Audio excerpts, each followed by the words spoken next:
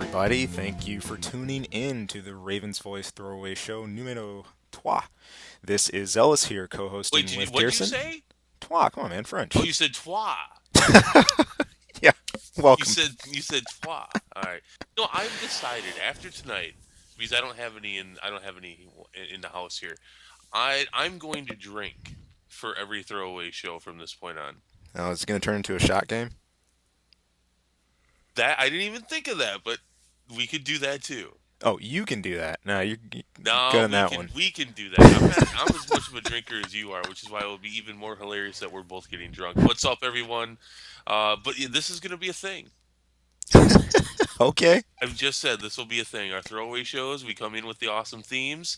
Um, let's get drunk. Again, you'll be soloing that one, bro. See ya. No, no, no. I'll do the Yeah, show with someone else okay, for deal. that night. I'll Deal. bring in. Come on. Will you get drunk with me if we get Chang drunk too? If No, we bring Chang in? no, No. nope. I won't. Oh, I won't. No, I know. I'm a buzzkill. I'm a this party pooper, but guy, nope. Captain Party Pooper. Well, hey, at least it's not. At Um, least it's not Captain. Who was the guy who was against Captain Planet? His antagonist, not Captain Sludge. I can't remember. I know you watched that cartoon no, back man. when. Captain Planet was just a little bit beyond my Saturday morning No cartoons. kidding. No Yep. kidding. I mean I know of it. I saw clips and stuff. I never sat down and watched a single episode of Captain Planet. Wow. See, Just beyond it. I was in my tweens at that point, I think, and so I was out having fun. yeah.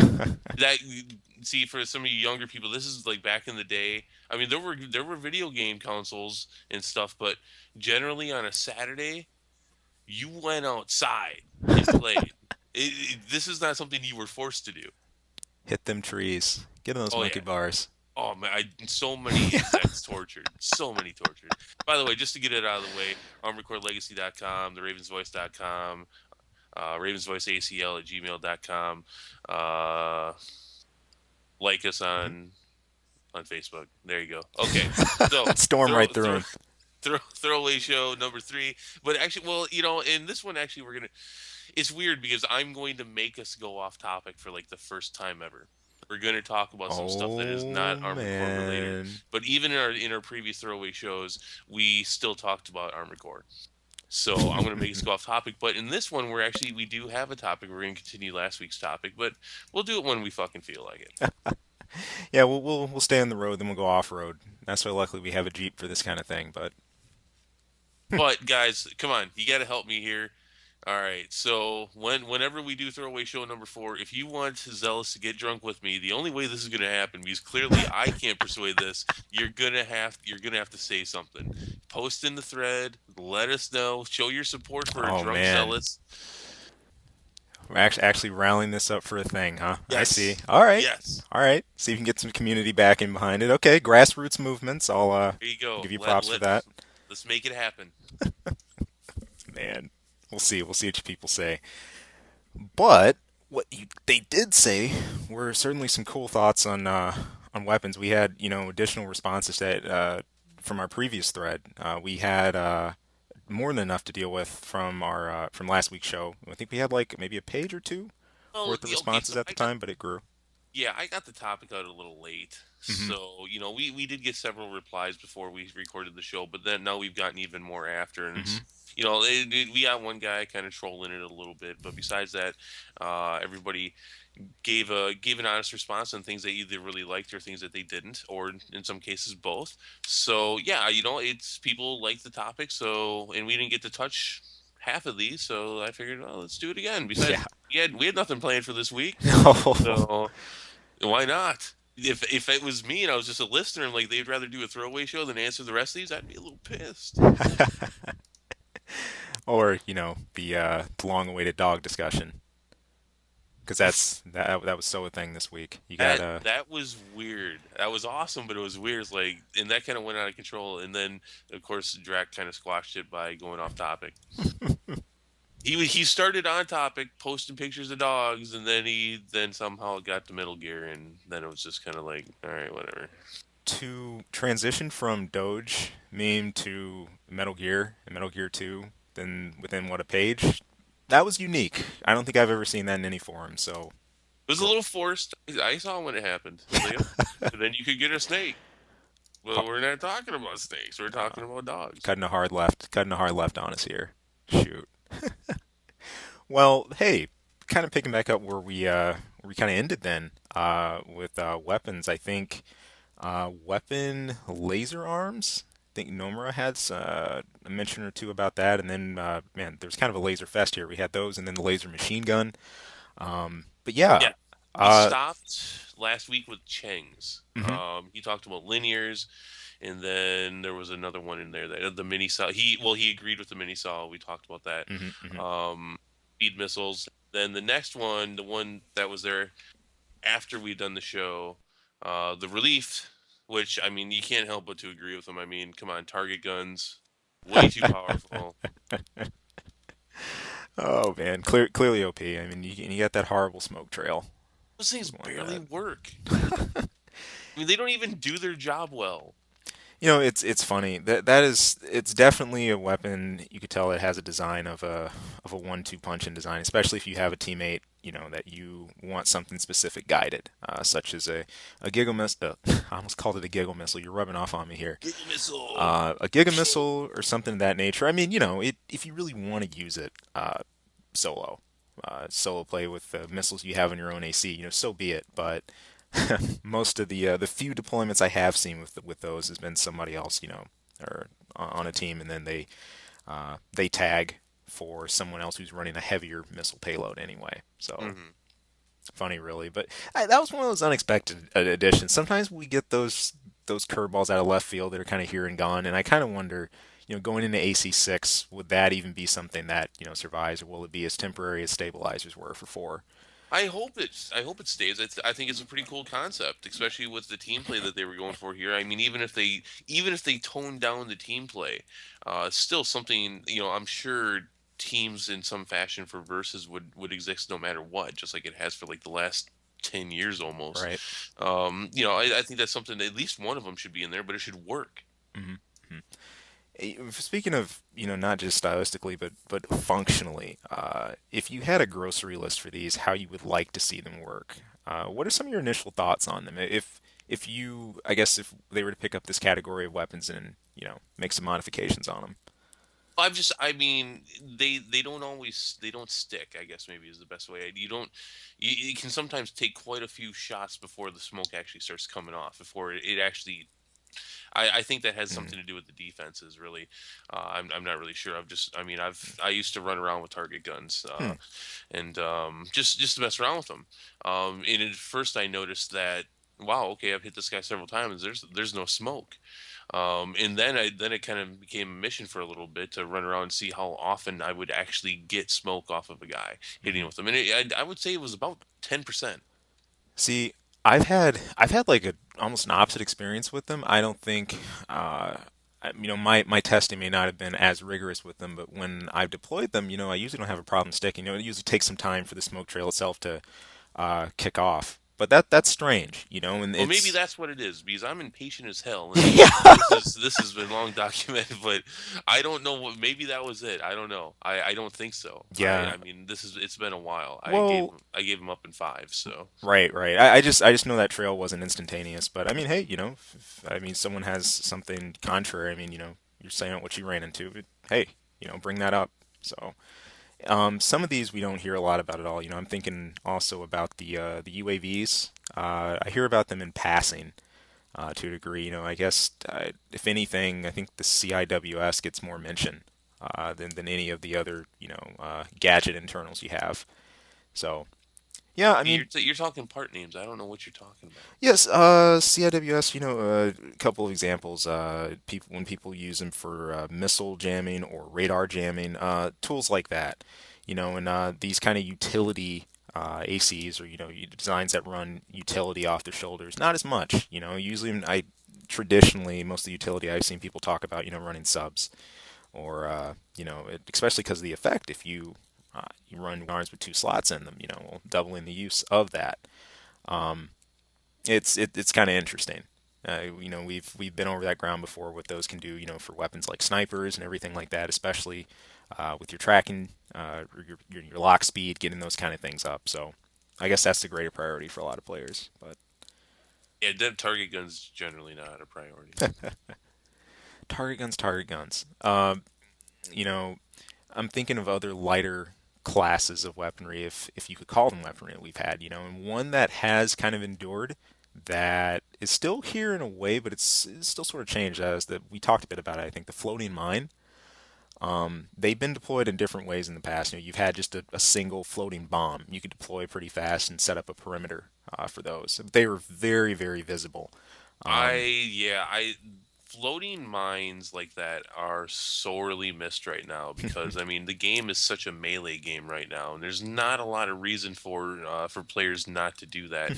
Things like that would seriously deter it and would really put the range game, which is sorely needed and basically what the game is based on, back to the front.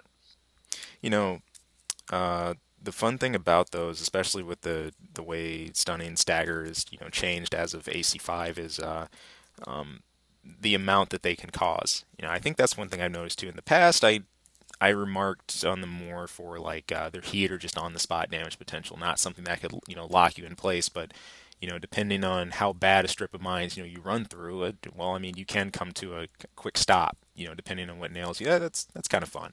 But that's something I've seen.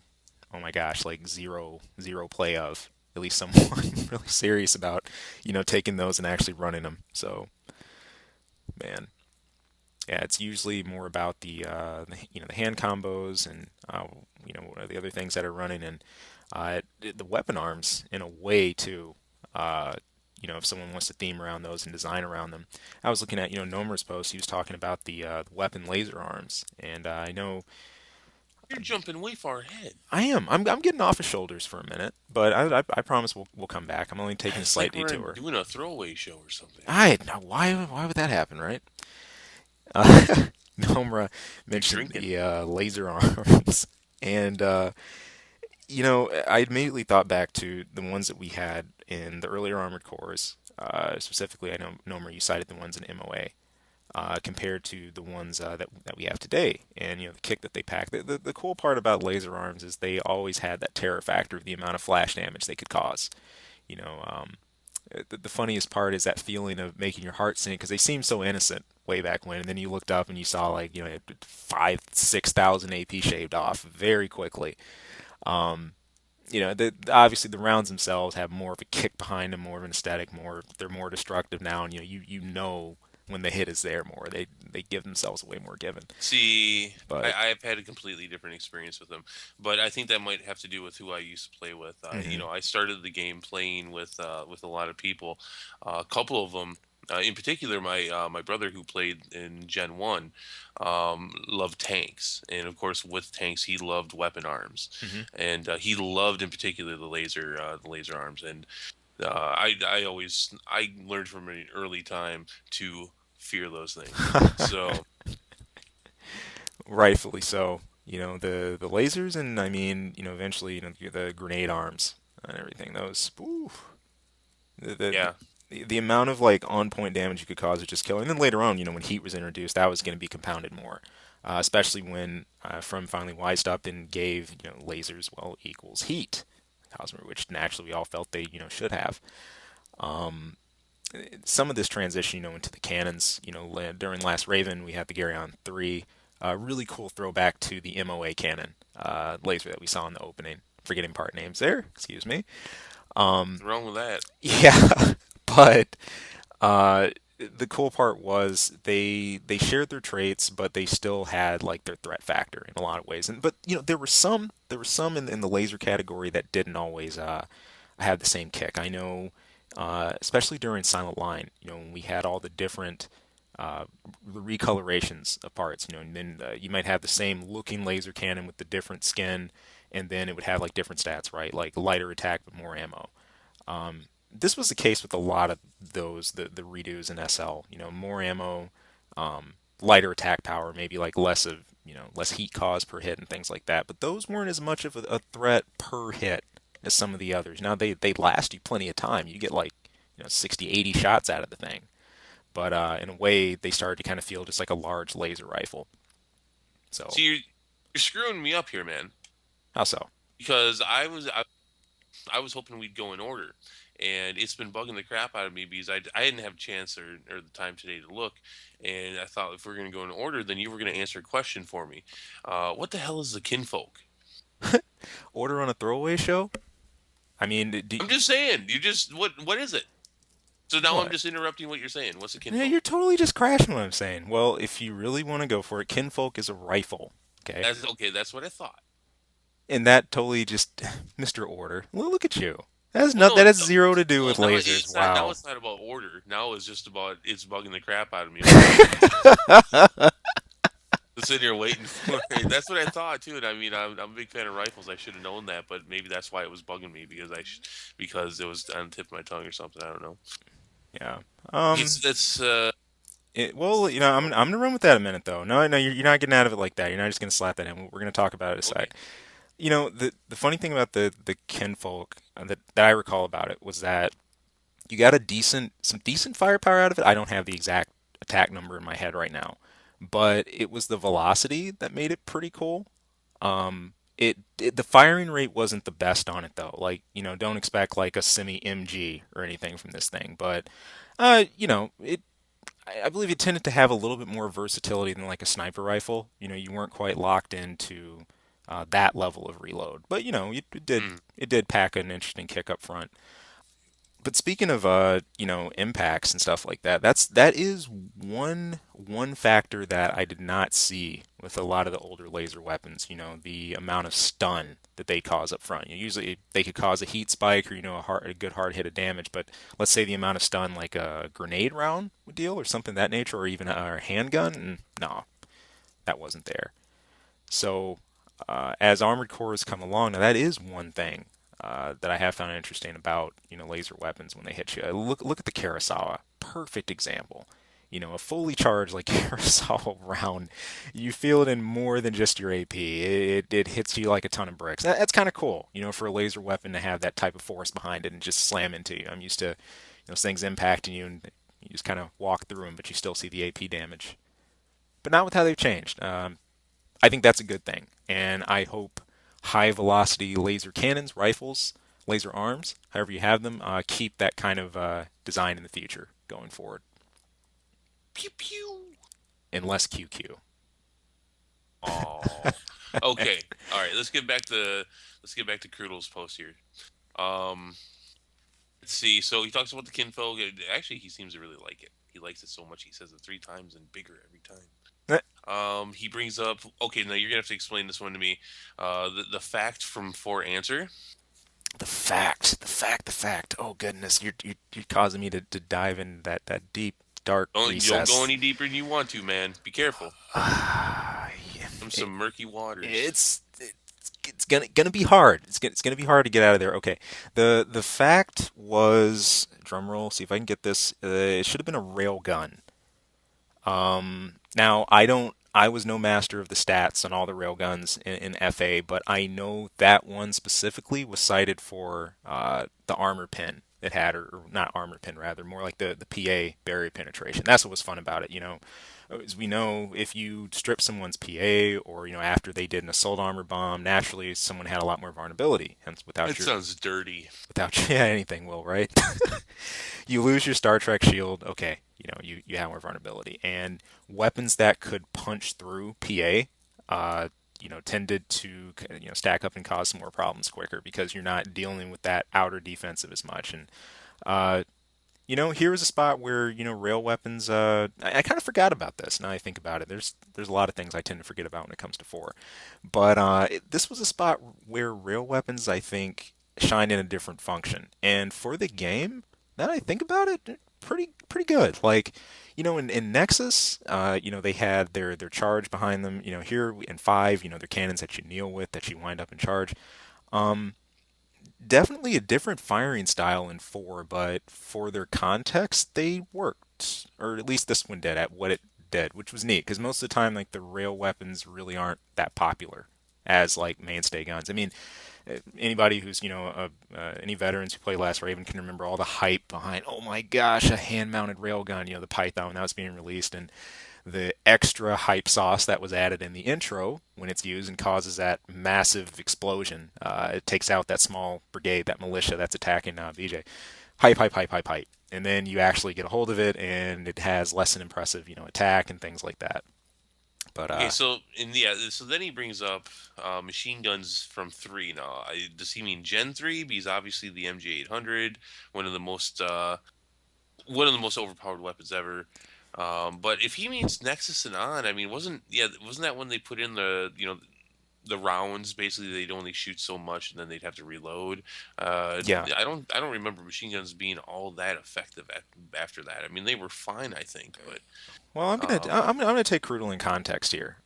He mentions 4A and then 3, so I'm gonna assume Crudel that you're talking about Armored Core 3, and I'll take AC3, maybe SL.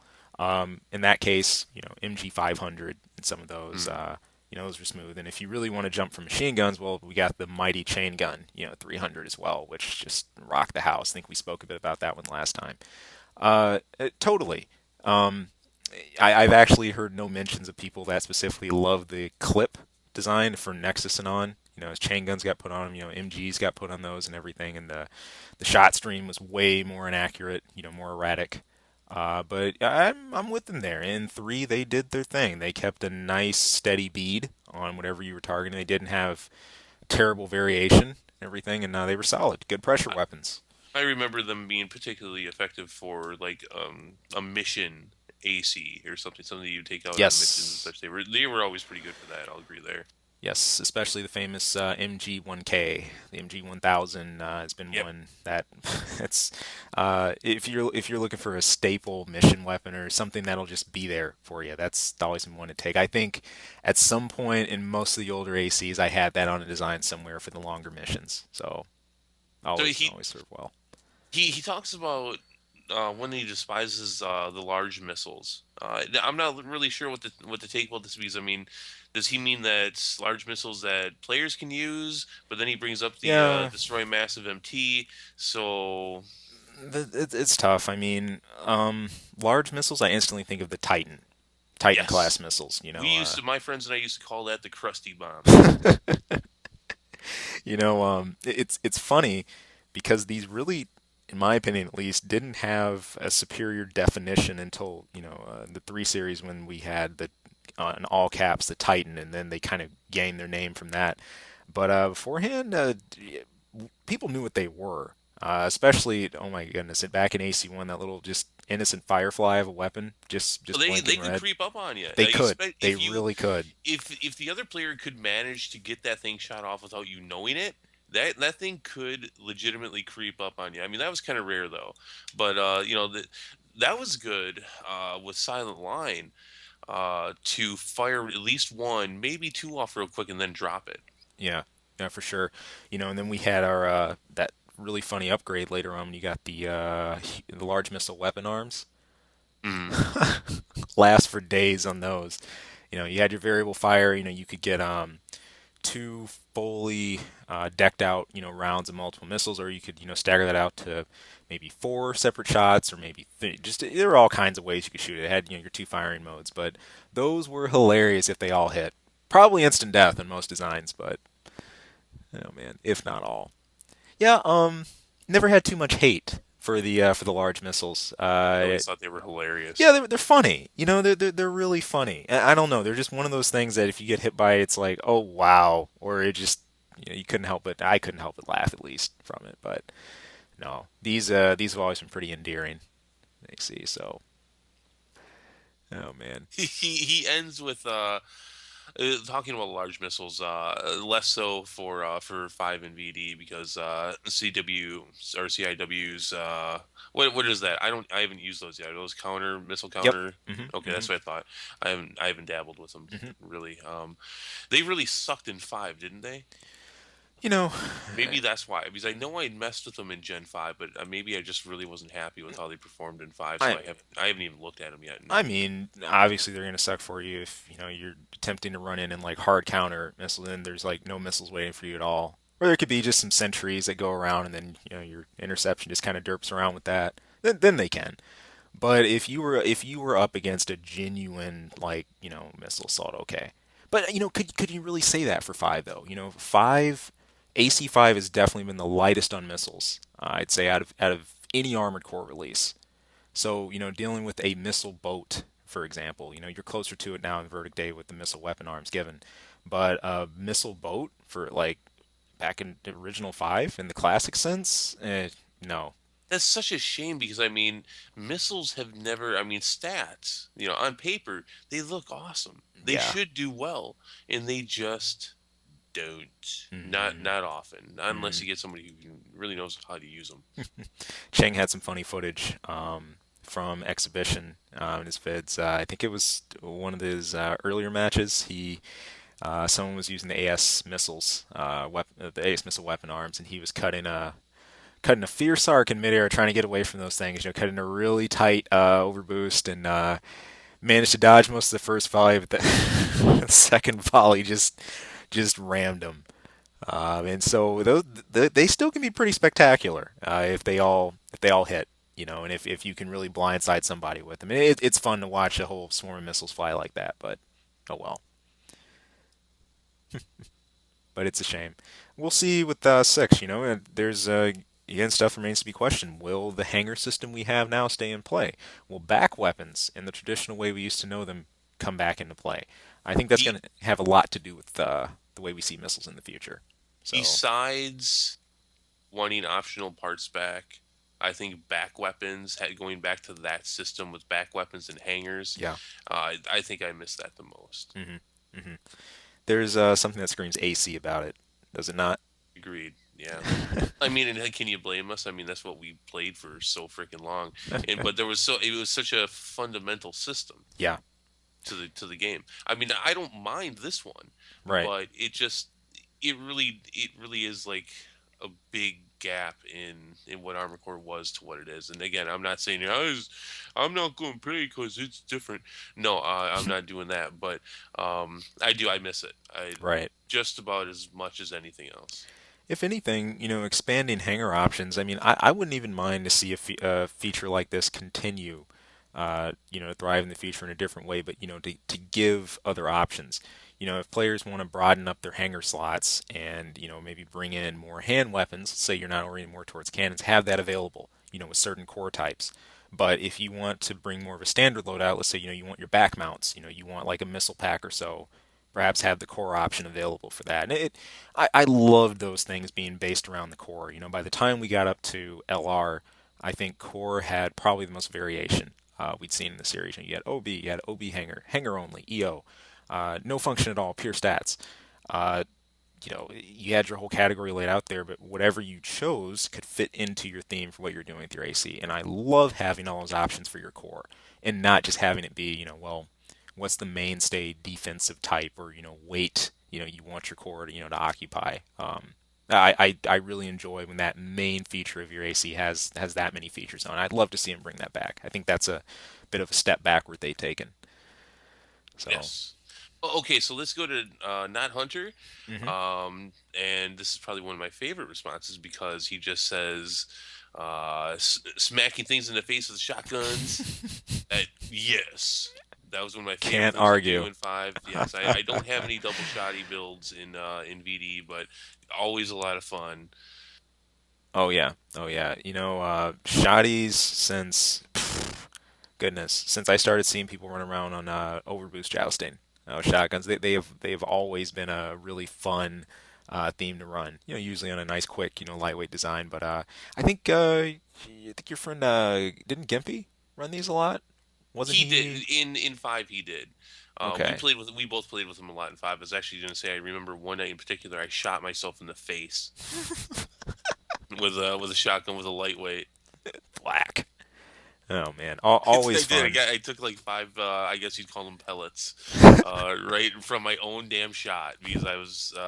I can't remember exactly how I did. I shot him off, and I either yeah I must have been over boosting at the time, and just really just shot myself right in the face. Took damage. It was embarrassing.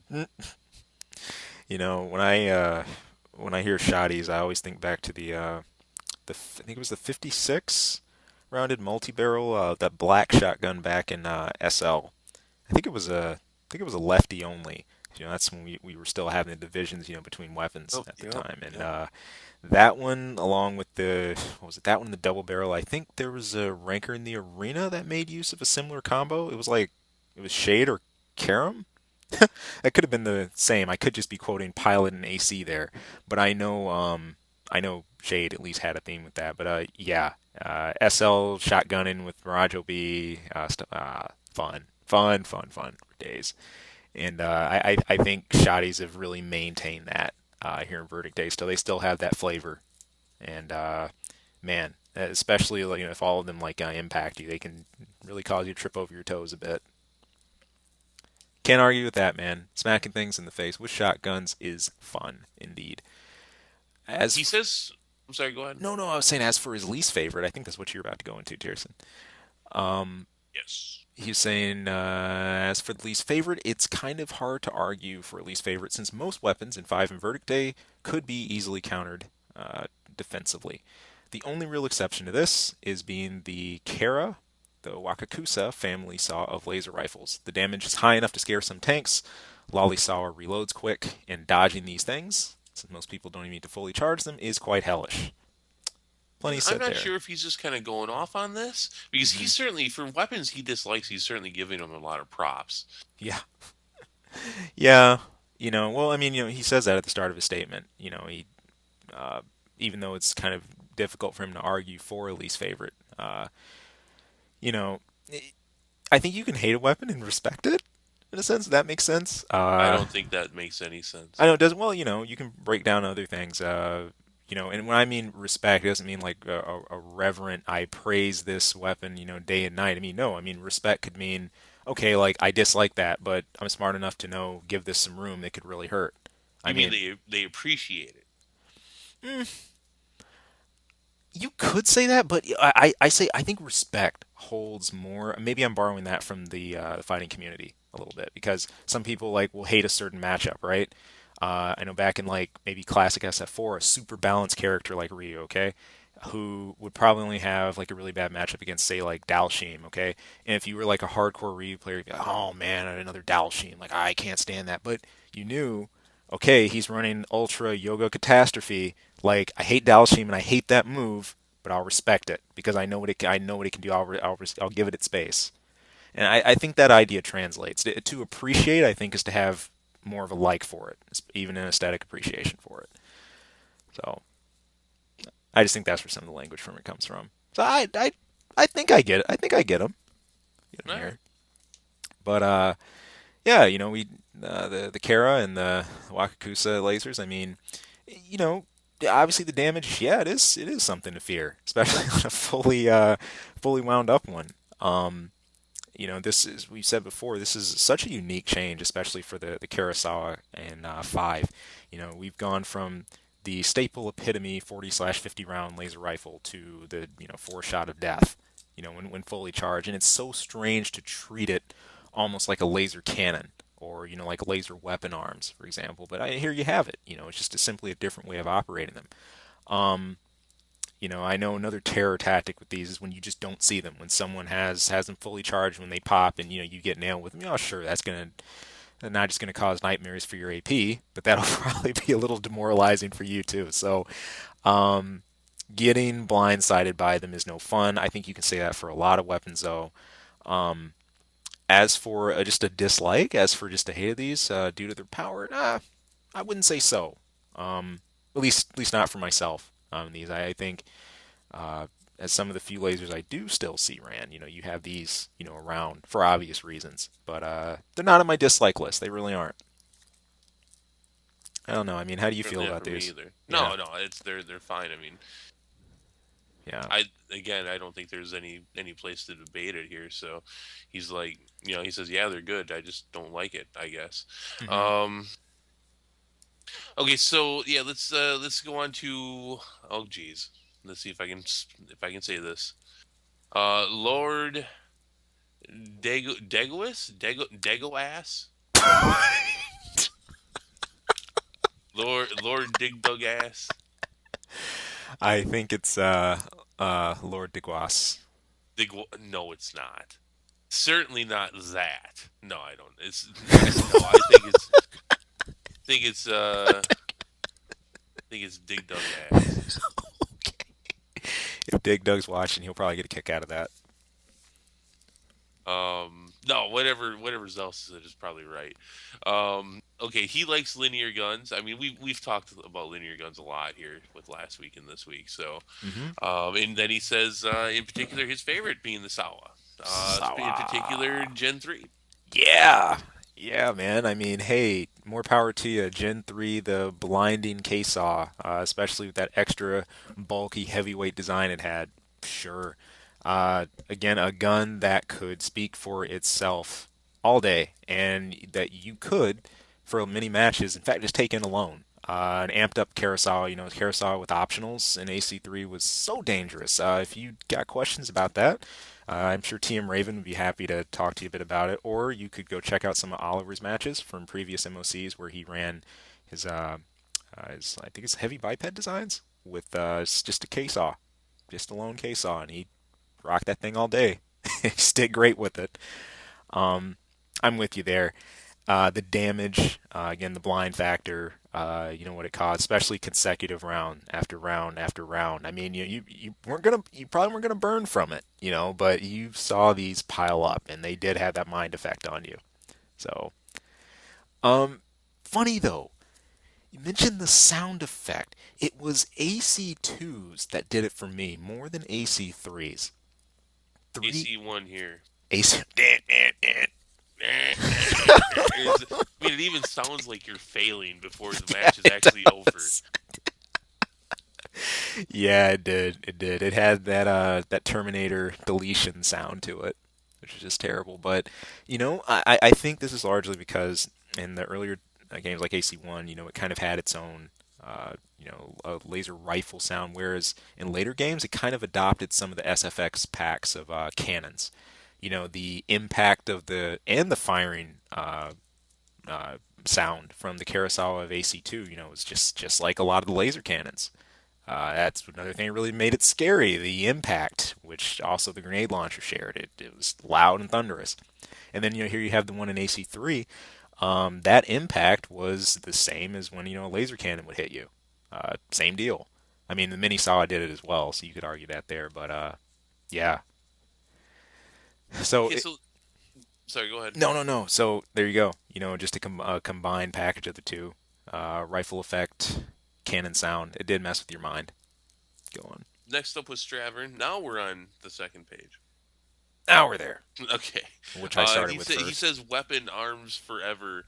Enough said. Um. Okay. No. Since we have nothing to go on there. Enough Uh. said. Enough said. Let's move on. Okay, we won't say anything about it. Well, what is there? I mean, he gave us nothing. What weapon arms? I don't. Oh, cool. I agree for the most part. They are cool. But there it is. So, I guess to kind of wrap up some of this and bring the thread to semi-close, at least where it started to wind down. Besides there, chipping in on Nomer's comments about laser arms, he had a cool list of favorites from soundtracks he enjoyed, specifically from the AC3 and SL timeline. Again, great solid stuff. And you had a short mention about Mishk Van Dijk that he only did like the opening theme. The rest of the team, Kota Hoshino, etc., worked in the rest of the track. So, tons of history with AC soundtracks, people. You only need stop by iTunes or pick up some of these tracks for yourself to really dig through some of them. But tons of music here, so fun stuff to think about. Yeah, and I think that's mostly it, man. I mean, we covered some of our favorites. I know last time, Hmm. theme wise, I think the biggest shift for AC was when it went into rock themes for Nexus. And ever since it's kind of maintained some of that, and we've stepped away from having pure electronic soundtracks. And I don't know, the rock versus electronic, and that is one question I will posit. Current AC fans, anyone out there listening, do you enjoy pure electronic themes, or do you prefer the mix that we have now with some of the more modern live sounding themes with rock, or one or the other, a mix? Post up. Kind of curious. Well, I want to see, or I guess I should say, I want to hear more of an AC2 kind of soundtrack. Yeah, that'd be rad. especially going into six. Yes, that would be nice. And again, it would give it would give a feel of something different, or at least something brought back from the past that we haven't seen in a while. It would. It would. And heck, one thing that would be pretty sweet too. I don't know if they're going to have the same, if they're going to maintain the same designer for the mecha designs, Kawamori, but I think a renaissance of soundtrack would really match. I think a renaissance of design that'd be really cool. We've taken a neat direction with AC. We went from how we've always imagined them to making them even grander and quicker. In four, and then to these scaled down designs that we have now. So yeah, the soundtrack has always matched the feel of AC really well, I think, and that's something that they can just maintain going forward. Heck, that's part of the reason I play this series. I really, really dig the track behind it. So time will tell. Chang and Crudo did bring something up about laser machine guns. I had forgotten that the laser machine gun was introduced in AC2. Very, very good point. Very good point. And it was obviously a hot thing then. I think. Hmm. Hmm. What? I What? no, it was green. Yeah. Oh, the Silky, I think is what it returned as for Nine Breaker. We saw it briefly. A lot of people didn't get into it a whole lot then. Today we've got, some different options in terms of, pulse and the way laser rifles go, and some that are, borderline MG, depending on how, their rate is tuned out. But yeah, um, you know, when I think back to these guys, I tend to remember the laser sniper rifle first, before I remember the MG. But these were certainly a thing at some point, and that was another really fun addition for two. I felt the addition of the laser machine gun kind of went along with this whole, more futuristic armored cores. This idea of being on Mars, you think of a leap in tech. I think this really demonstrated that, having a weapon like that portable. Cool stuff. I I remember just thinking it was so cool in Yeah. AC2. I was like, oh, nice energy machine gun. And yeah, like you said, I mean, we have several versions. I mean, it has its own category now. It's plasma machine guns, Hmm. but which is neat that there's variations of them now. Yeah. Yeah. So, but well, let's face it, fans just love this MG 1000 slash 500 style of shooting lasers, and Pew pew. yeah, if you amped it up, man, it could put a tap on your energy depending on where you had things. But they were fun. They were awesome. There were some really cool laser weapons around that time period. So And great let's additions. see. We have Tierson. He says more great additions to the topic. I think we should continue this on the next show. Yeah, you have to get back with that guy about that and let him know that you actually did continue it. We did. I'm gonna. Yeah, I'll let him know. Sweet. Corny. Oh man. Okay, so that does it with that. Now, were we gonna? Let's just do it. Let's take 2 minutes and let's talk about. I wasn't really gonna get a puppy, guys. I didn't think that topic was gonna be all that. I mean, I think the last throwaway show, I said something about spaghetti, and I don't even like spaghetti. So, But we no, but that was fun that people took that topic and ran with it. We had a lot of fun with it this week. they did. We went from Doge meme to Metal Gear Solid 2 within a page. Um, I think. However, I did promise I was going to go off topic this week and completely off of Armored Core for at least a moment. Just gonna say if you're not a fan of it, and I'd like to know how many are, or if you don't like it or whatever. This Sunday, The Walking Dead, the second part of season 4 returns.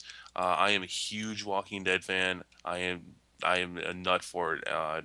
Probably even more of a nerd for The Walking Dead than I am Armored Core. Woo! I know, and I don't even do a podcast for The Walking Dead, so Man, Walking Dead. This is one like we were saying beforehand. I don't keep up with this one. I know you have. You tried to get me into it, and I really should watch this one. Apparently, everybody I talk to, I've heard pretty good things about it.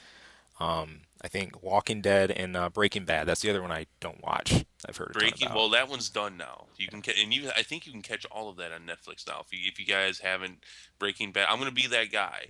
And I hated that guy until I watched it too, where he's like Breaking Bad, and they'd be like, "Oh, it's so good." It is. You should watch it.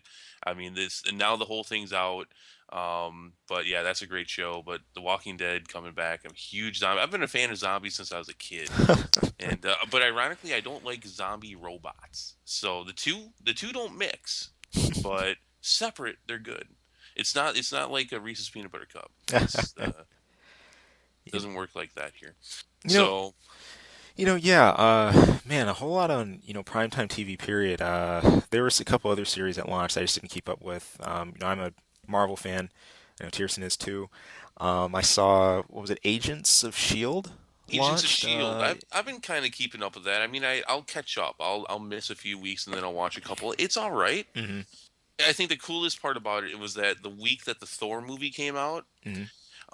that that came out on Friday, and then the following Monday, like the show was all about things that happened in the movie. So they're kind of That's cool. intertwining them. Yeah, that was kind of neat. But again, we're talking cable versus broadcast TV, so obviously it's not going to be as edgy as something like The Walking Dead versus I think Agents of Shield is on ABC. You're right, So right, right, right, it's got to be a lot friendlier as far as its content. right, right. So, well, that's good. I mean, I'm happy to see at least some of the dramas and some of like the suspense spots, getting good attention, and that, there's still at least like a market for those things. Like, at least it's not as bad as the way some stations have gone, like the way Cartoon Network kind of ramrodded their programming off. I mean, they started doing like reality TV segments or something like that, Oh yeah, which totally goes against the grain for being a Cartoon Network. Period. I won't watch it. My friends and I we boycotted any live action show on Cartoon Network. We will not watch it. We will not let Cartoon Network go the way of MTV. We learned our lessons in the '90s. Good deal. Good deal.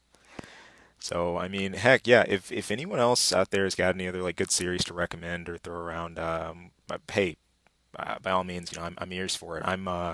What was it? I'm currently watching a bit of Spartacus. Somebody recommended that to me. Um, So that's on one of the pay stations, isn't it? Isn't that on Showtime or something? uh, I'm not sure where it aired or if it even began to air on Showtime, but I know there's a lot of places you can catch it. Pretty sure Hulu has it. But I mostly caught it, via stream elsewhere, and check that out. If you're Roman and medieval lore about that, I'm not gaga over it or anything, and it's kind of funny how over the top, purposely gratuitous it is about some things. But I've heard about that. Yeah, I've heard yeah, that it does that. it's just kind of like that kind of feels gimmicky. Again, it's not a series I'm nuts about, but it's like okay, your classic tale of vengeance always takes a lot of turns, and you want to see what your protagonist ends up doing with that, and how he claims his life back or tries to. Usually ends bad, but We're talking about shows. I'm gonna try. I'm gonna throw something out there. I try to poke the bear every once in a while, see if it's really there or not. Game of Thrones, Game of Thrones now. overrated garbage. I was just I seriously almost lost a girlfriend because of that show because I thought it wow. was just ridiculous. I couldn't stand it. And I'm a big medieval fan. I mean, I played Hmm. D&D when I was a teenager and all that. I love all that fantasy medieval stuff. This show is shit. I have never watched it outside of one shot clip someone wanted me to see for some near end season finale or something like that. Maybe it's a good thing that I never got into this one. From what It, I'm it is hearing. it is so far stuck up its own ass. It's I can't just how pretentious and just how stuck on itself it is. It's like you're not that good. You're not. Now this is not to say anything about the books because I haven't read any of the books and I Hmm. know the books are different. Fine, fair enough. But this show is just it's shock factor for the sake of shock factor, and then it's sometimes the most boring crap I've ever seen. See, but that's what gets tension. It's the funny part. The whole the shock campaign seems to really be catching ground. Mm. I think not in just your primetime TV, but in a lot of other outlets too. It's kind of I bad was sign. it was hilarious because let's see, about a year ago, let's see, when the season 3 of The Walking Dead ended, it was the same night that Game of Thrones season started up. They're both in the same night, and Walking Dead season 3 destroyed Game of Thrones in ratings that night, Ha, and I had a ha. friend at work that would not talk to me all day because of that, because he was such a fan of the of Game of Thrones. I got to the point where like he was so upset about it. Like every time he'd come back into the office, I'd be like, "Yeah, so your show kind of sucks there." That's that's what the ratings say. Anyways, I'm just telling you what they said. And he Just would quoting the I book. was just poking him all day about it. It was hilarious. That's good stuff. Good stuff. But no, I'm glad to hear. I mean, from everything I looked at, I guess Walking Dead and Breaking Bad have seemed like the two. I guess design wise, the more panned out, I guess, methodical designs. And I know someone disagree with that. I was looking at an interview with the not the Walking Dead creator, the Breaking Bad creator, Hmm. and I liked his thought process, frankly, and just how he approached things and how the series came about. There seem to be some pretty cool minds in that, and I know there's some cool folks and some great talents working on Walking Dead too. I've never been into zombies much myself, all right? Like that's never been a thing for me, but hey, if you give me a story with a good plot, with good writing, well-developed characters and everything and a good theme, hey, I'll check it out. Well developed characters that randomly just died too. Ouch. That happens. No, but as far as again on Breaking Bad, um, same guy who made that show created the X Files. Yeah, yeah, So I saw that. which was very good for at least its first 7 seasons. The last two kind of trailed Hmm. off there a little bit, but Hmm. also very good. Let's see. So what else do you want to talk about this off topic? Oh Oh, man. I had a question for you. Yes. Your favorite non-anime cartoon? Favorite non-anime cartoon. Yes. Let's see here. Would Samurai Jack count? I don't know. I don't know what that is. Is that made in Japan? No, it was primetime Cartoon Network at one point. This was during, I don't know if you remember the time when like Courage the Cowardly Dog, and like Dexter's Lab, Johnny Bravo, all that stuff was on. Jack stood out. I thought it combined action right with good kind of, the lore, of like the samurai mythos and all that in a fun way. In a fun way. And it kind of weaved all those things together well, especially for something, coming out of U.S. prime time. I know it had a big, Korean staff with it as I'm well, but looking at pictures of this right now on Google. This looks very anime stylized. yeah, I don't think you can call Jack an anime though.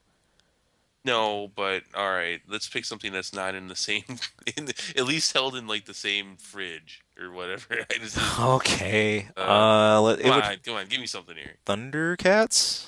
Okay, well, I see now.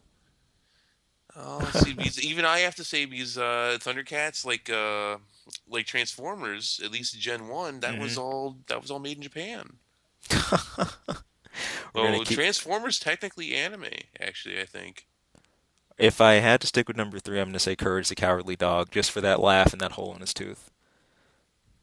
And there is nothing anime like you can say about that, my friend. Well, and I'm not a big fan of anime, so I mean, Right. don't, I just admitted that one of my favorite cartoons as a child Yeah. obviously was. No. Oh yeah, I'll give the number three Man with Courage just because it was just fun. I mean, same plot setups, each time and everything. What he'd go through, but yeah, that laugh and that hole in his tooth, good times. The thing for me, what I'm loving right now, Bob's Burgers. Lost me there. Have you never even seen it? I have never seen this. You need to see this. It's hilarious. Bob's Burgers. Noted.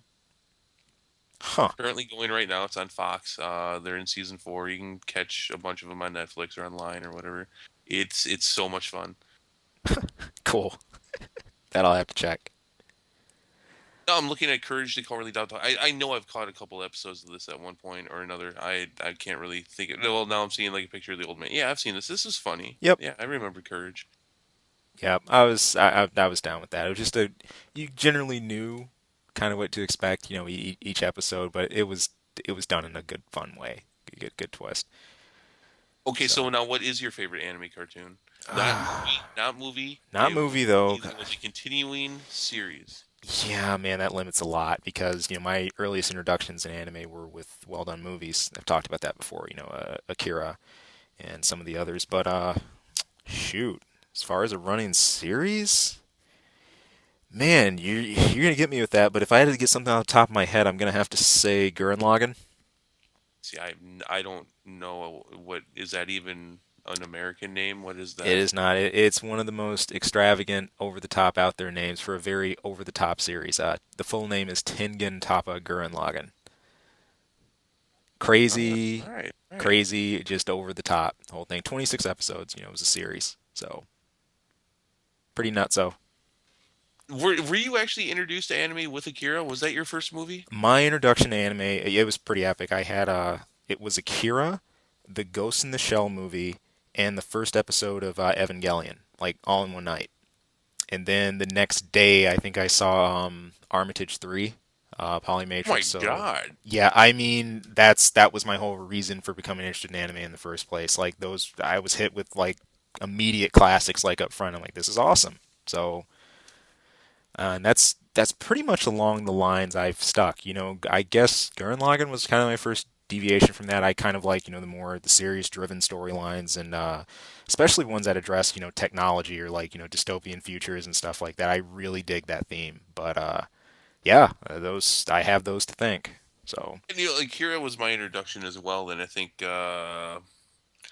something Vampire Hunter from back in the '80s was my next one. I forget the full name of it. Do you know what I'm probably talking about? Vampire Hunter D. Vampire Probably. Hunter D. That was Yeah, it. yeah. I had a friend of mine who still to this day in his 30s is like that's his most favorite thing ever. Like posters on the wall and everything. And I mean he's been married and now divorced and has kids. Oh So that's wow. yeah, that's his thing. Um, I saw that after, but Akira for me, in fact, Akira was a huge influence for me to go into animation, Awesome. which was one of my majors. Although it ended up being 3D animation in college, um, but yeah, that really inspired me. So we Cool. can relate there, but in most cases after that, that's about the most I can relate for anime. I'm not a fan. Well, Anime for me in large part is like Hanna Barbera cartoons, which I can't stand either. It's just such shitty quality. I cannot stand the shitty quality. A good story, if you can actually pull me in, fine. But Japanese storytelling is not something that I get into a heck of a lot yeah. either. Hmm. So but good quality anime, and I'm not going to label the whole thing, but there is so much bad anime out there that you Yes, there can is. classify it. You really can put all of that shit in a container and call it anime, and that's acceptable. By the way, funny thought from the day. You got me thinking about Vampire Hunter D. Yoshitaka Amano worked a lot in that. Also, a very famous name for working on Final Fantasy. He's done most of the very kind of mystic, kind of fantastic looking art, like with the kind of pale characters for like the box arts, the titles. Anytime you've seen that, that's been him. And I think he's isn't he still doing those designs, man? But yeah, that one was a real breakout for him, and I think it's really cool when you see a project that an artist outside of a massive game series works on that was also a very successful anime too. I did not know So, that. yeah, but no, I love his style. They're usually you see artists that favor one another in some fashion, but his is just very distinct. Like you look at his work and you're like, yeah, I can tell. And I think it's because he kind of reminds me of some like the old like Japanese art or like the mural paintings or kind of like some of the old geisha art stuff like that. Real cool, really a traditional flair to his style. Good stuff, good stuff. All right. Well, I think that brings us about to our road here, or some kind of crossroad wherever we are. I really don't even. We're just Dead out there, end. man. Dead end. Yeah, you're gonna have to turn Dead around. end. And You no, just not even dead end. We went off a cliff. There you it's go. Sound effects, people. back to Transylvania or Quality right something. there. Back to Transylvania. So, Back to yeah, Transylvania. What's that? sure. Well, you said we went off the cliff. I mean, I'm just imagining, the whole winding way, and then, you were heading to like Drax Castle or something, and gone off a cliff. I think Transylvania would be one of the worst places to go off a cliff. I don't know. Just what comes to mind. Sure. Oh boy. Let's So go with that. That's a great. All right, let's get out of here so that you guys don't have to hang out in Transylvania with us. we're gonna wrap up. So hey, thank you for tuning in, people. We'll have more discussions to come. You can catch us again here next week, same time, same place.